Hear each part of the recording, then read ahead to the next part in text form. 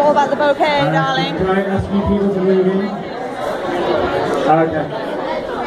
Are there any more single ladies who want to join in here, or ladies of ours who are sort of hanging around at the back? Okay. So we're going to have... Okay, so 1, 2, and 3.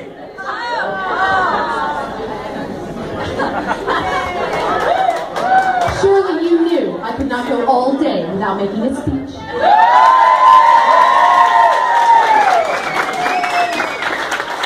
And I wanted to say something now at the bouquet toss, because I have been to many weddings. I've been in many wedding parties. I have been single for quite a long time. And this is the worst part.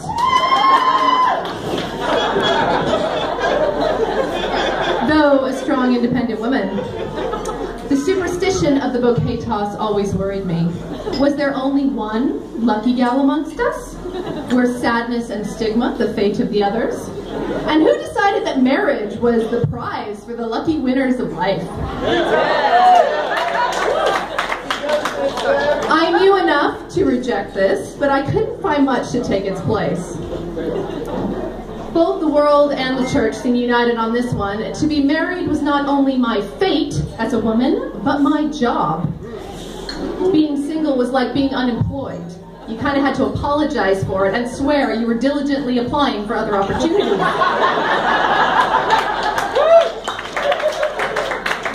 But slowly, over time, I came to realize that marriage was not my job or my unquestioned fate.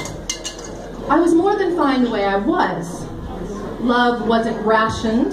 I had so much of it in my life. My amazing family, my incredibly supportive friends, the joy of my work, the energy of dancing, the wonder of the changing seasons. I began to notice all of these things.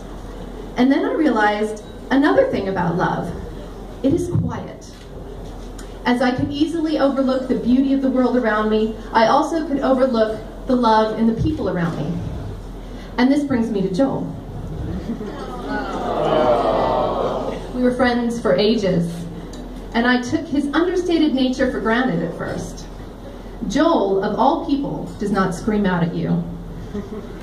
He doesn't wear his heart on his sleeve. Yet as I stuck around, I began to quietly notice that heart, filled with integrity, creativity, and passion.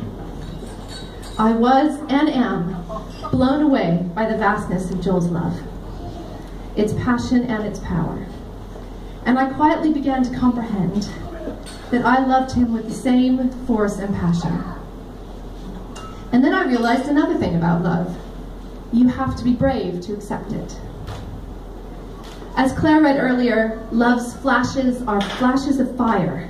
It is life-giving and dangerous.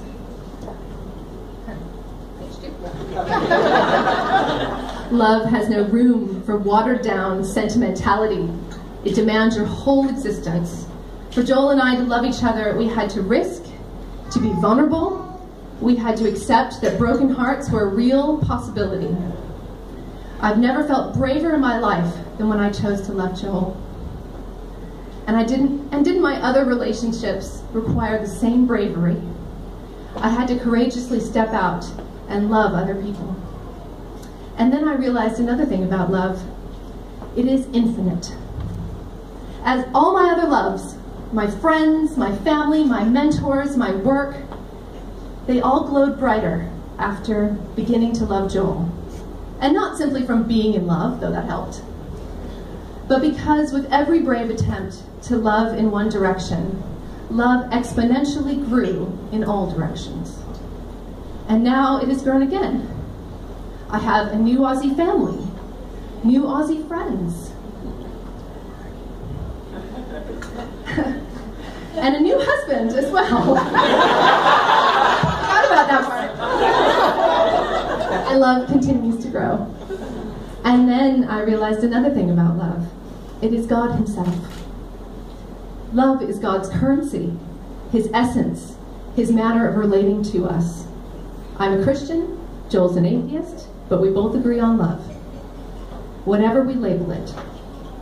So I'd like to thank you all for coming to celebrate with us, for magnifying and hyper-expanding our love yet again in a way we will always remember and treasure. And to you gals, the fabulous ones currently on the dance floor, awaiting that dreaded toss, to you whose lives are already filled with love, who give your love to us without reservation, I have only one thing to say.